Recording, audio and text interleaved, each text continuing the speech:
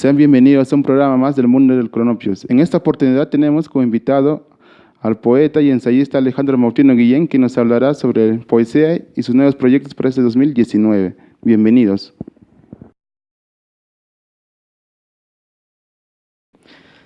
Bueno, el primer contacto que tuve con la poesía fue con un libro de antología, ¿no? Sobre la poesía española. Y ese libro, de alguna manera, o esta antología, quiero decir, marcó, digamos, un inicio, ¿no? En el arte de la creación, ¿no? De versos, ¿no? Por ejemplo, leí, en ese entonces, en esa antología, lo leí probablemente a los 7, 8 años, ¿no? Habían poemas de Rafael Alberti, de García Lorca, de Vicente Alexandre, ¿no? De muchos escritores, sobre todo de la generación del 27, ¿no? Yo creo que ese fue el primer contacto, ¿no? Pero digamos, más allá de ese primer contacto con textos, a mí lo que siempre me ha fascinado es la idea del arte, ¿no? Desde muy joven siempre me ha apasionado, por ejemplo, la arqueología y ver los artefactos textuales en piedra, jeroglíficos, o ver, por ejemplo, pinturas, ¿no? Y desde muy pequeño me gustó mucho el arte, ¿no? Dibujo, pintura, música. El curso que más me gustaba era precisamente educación artística, ¿no? Y dentro de ese ámbito está, en todos estos ámbitos, quiero decir, está la creación, ¿no? Lo que más adelante después entendía con Aristóteles en la poética, que lo denomina como poiesis, ¿no? Poiesis, que es la creación per se, ¿no?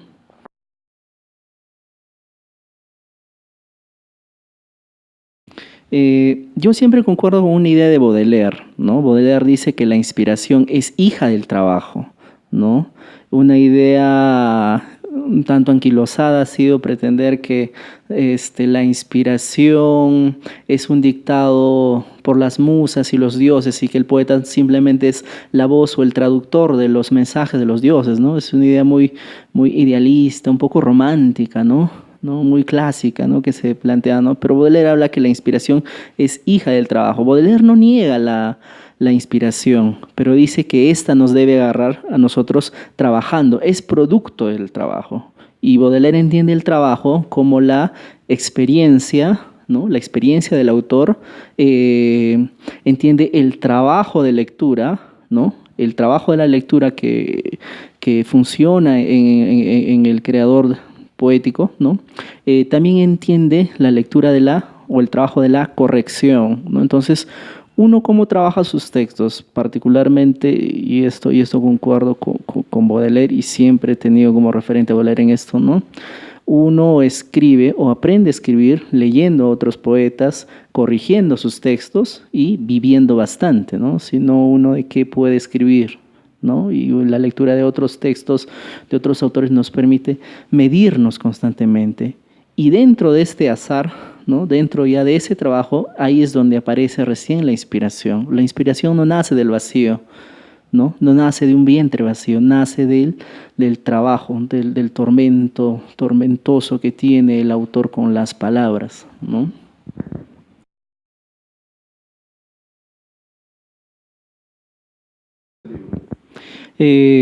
Bueno, ese término de evolución no me parece tan preciso en realidad. El término de evolución un poco darwiniano más estaría en el ámbito de las ciencias naturales, ¿no? Yo lo que más bien creo es en el proceso de desdoblamiento, ¿no? Que por ejemplo para Rambo él refiere que yo es otro, ¿no? Entonces pienso que a lo largo del trabajo que tiene el escritor con la palabra, hay diversos momentos, hay diversos desdoblamientos, ¿no? Que van desde una etapa inicial hasta una etapa de madurez. Y después de la etapa de madurez viene otra etapa también, es otro proceso, es otro periodo, ¿no? Entonces, yo creo que más bien el yo del artista se desdobla en cada libro, ¿no? Y aparece otro artista, ¿no? Yo no creo particularmente en la evolución, ¿no? Puesto que el arte no pertenece al ámbito de las ciencias naturales, ¿no? Yo prefiero hablar más bien del desdoblamiento del yo, sobre todo en poesía. No sé si esa percepción la tendrán los narradores, ¿no? Pero en poesía yo creo que más bien hay un desdoblamiento del yo, ¿no? En diferentes etapas, momentos, ¿no? Por momentos a veces gana un yo muy ligado al lirismo, ¿no? Por momentos puede ganar un yo ligado al exteriorismo, ¿no? Entonces son diversas facetas que aparecen en el desdoblamiento del yo, ¿no? La figura importante es el yo poético, ¿no? El famoso yo poético.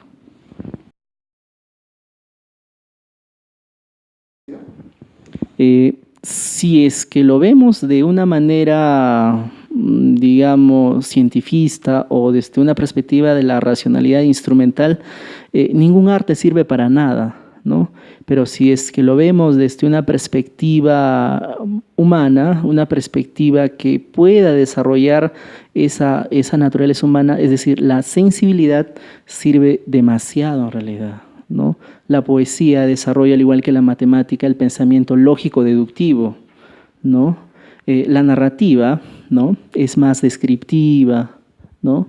Más lineal en sus construcciones sintácticas incluso.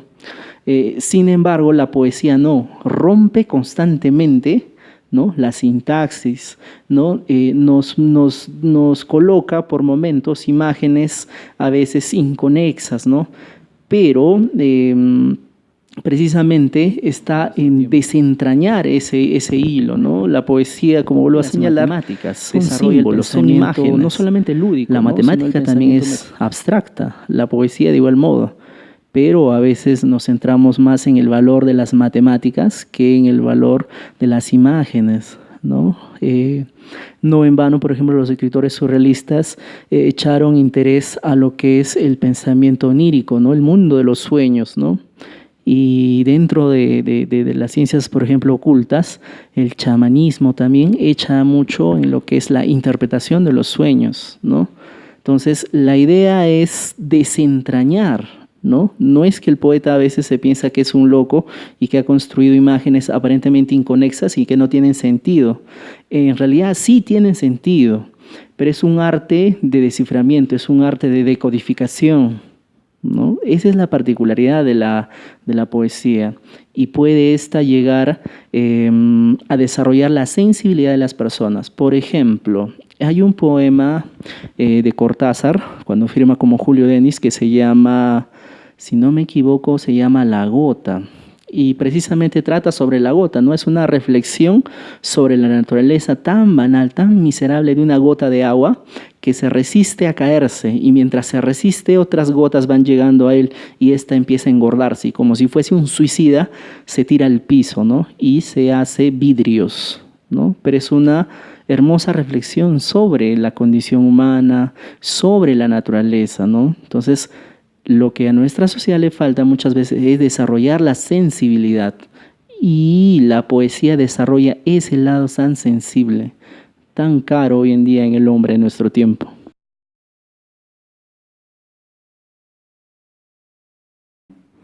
Bueno, hay una frase que siempre se utiliza como cliché, ¿no?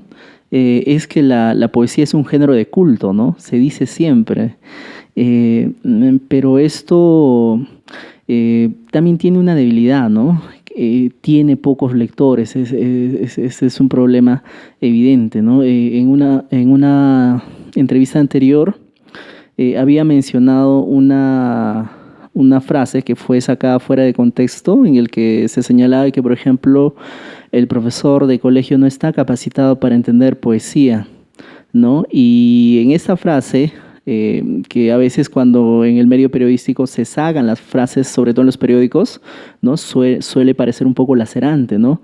Y mucha gente me criticó por este titular que colocaron, ¿no? Pero ni siquiera nadie se atrevió a poder leer esto, ¿no? Y ahí decía lo siguiente, ¿no? Es que el profesor de colegio prefiere hoy en día trabajar, por ejemplo, con el plan lector, lo que es todo narrativa, ¿no? Lo cual está bien. Sin embargo, también hay otros géneros, ¿no? Nadie se preocupa, por ejemplo, por el teatro. De igual modo, tampoco por la poesía. Y es que el profesor de colegio tampoco tiene la culpa en esto, ¿no? Sino es el mismo sistema, ¿no? Un sistema que cumple un modelo bastante polémico hoy en día, ¿no? Y, por ejemplo, no hay capacitaciones en el ámbito del pensamiento metafórico, en el pensamiento lógico-deductivo, a partir de textos poéticos, ¿no? Se está dejando de lado, por ejemplo, la lectura de los poemarios, ¿no? Trilce, por ejemplo, y más bien preferimos leer un poema, ¿no? Es como si dijéramos, vamos a leer un párrafo de Kafka, de la Metamorfosis, y abandonamos la lectura de toda la Metamorfosis. Entonces no puede ser, pues, ¿no? Se tiene que leer al igual que los otros géneros, narrativa particularmente, también los poemarios completos, ¿no? Hay una problemática, y bueno, sí, también el mismo género es un género difícil. Si ya es difícil entender poesía, imaginémonos cuán difícil puede ser intentar comprender poesía y enseñar poesía, ¿no? A veces la poesía está destinada al ámbito de la declamación.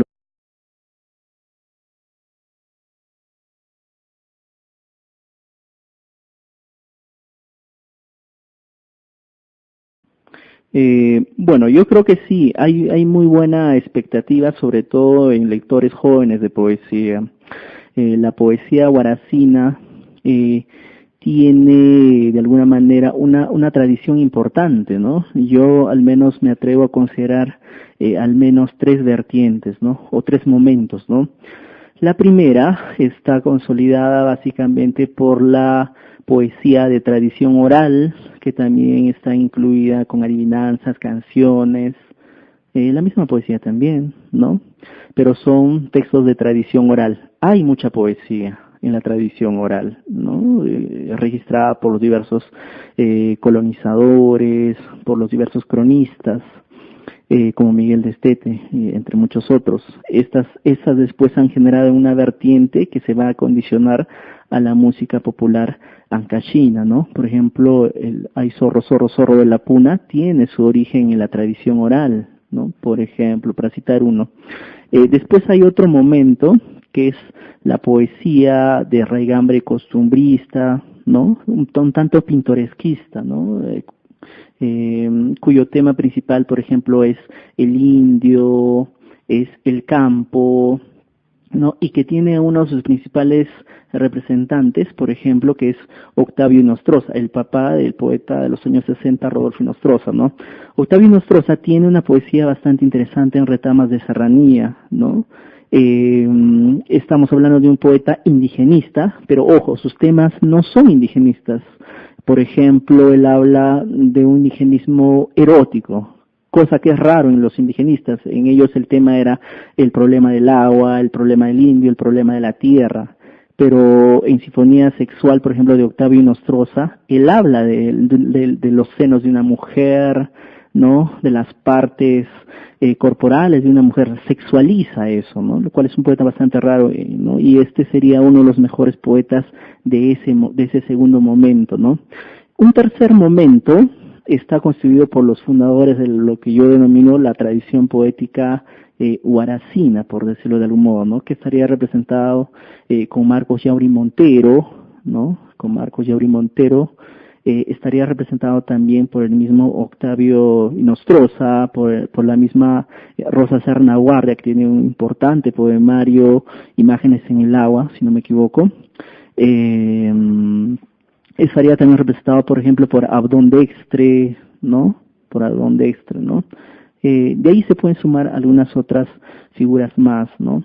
Y un cuarto momento podría ser una poesía, digamos, postmoderna, quiero llamarlo de esta manera, porque hay un predominio sobre todo de diversos temas, ¿no? Diversos temas que tienen que ver con el mundo de la modernidad, el tránsito de la migración, el tema del turismo, la alienación, son temas propios de la posmodernidad, ¿no? Ahí están autores como el mismo Manuel Serna Fuentes, Tania Guerrero, el mismo Wilder Caururo, ¿no? Y de ahí continúa un despliegue de nombres de autores jóvenes, muy importantes, por cierto, ¿no? Tienen muy buena poesía, pero me parece que todavía en algunos casos falta la consolidación final con la publicación de un libro, ¿no? Donde se materialice precisamente esas personalidades poéticas que ellos puedan tener, ¿no? Yo creo que hay un buen ambiente dentro de lo que es la poesía huaracina, ¿no? Y esperamos que esto se traduzca en más lectores. Mis proyectos literarios, bueno, es un poco hablar del futuro, ¿no? Yo preferiría más bien hablar del presente, del día a día, ¿no? Mi proyecto, por ejemplo, personal que tengo es la corrección de varios textos que por ahí están guardando, durmiendo junto al polvo, ¿no? Y asimismo también leer algunos libros que a veces uno siempre compra y los deja por ahí abandonados como hijos, ¿no? Pero que hay que volverlos, ¿no? Hay que borrarlos de vez en cuando, ¿no? Esos serían básicamente mis proyectos de ahora, ¿no? Junto a otros proyectos adicionales. Me interesa, por ejemplo, mucho la música en este tiempo. No es un proyecto ligado estrechamente con la poesía, ¿no? También me interesa, por ejemplo, el tema de la creación de maquetas, ¿no? Sobre todo me gusta hacer maquetas mitológicas, ¿no? De la tradición griega, ¿no? Entonces, mis ocupaciones ahora están entendidas en ese ámbito, no precisamente del género, de la poesía en sí, sino de la creación amplia del sentido, ¿no? Una búsqueda quizás de un arte englobador, un arte total, quizás, ¿no? Pero esas son mis intenciones, son mis ambiciones más personales.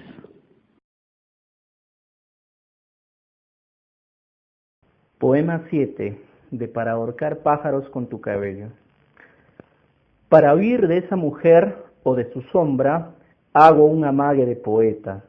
Saco papeles azules y dibujo un pájaro blanco. Escojo palabras negras y le soplo vida. En medio de la calle, al costado de la calle o al centro. Me resbalo contigo, sin ti, en la página. Una piedra, tú o yo, la ausencia. Avanzo entonces, o me detengo, o toco en el cielo la página. Si meto mis manos a mis tristes bolsillos y no encuentro acaso su final, y acaso oigo la voz, o si respiro, o si me afeito, o si bailo, solo en la página. Si soy yo la página, si eres tú o tú eres yo, acaso el silencio. ¿Quién mira la página o miro de repente? Nada, nada. Respiras siquiera, escuchas, no estoy aquí. Ahora la página mirando estás. Ya no afuera en la ventana, estabas conmigo, contigo, sin ti. De repente la página, yo o tú, un pájaro dentro de mí. Los fantasmas hacen el amor, o el amor hace pájaros. Aparecen en la página de pronto sin invitación. El cuarto se anochece de ti, de mí, de ellos.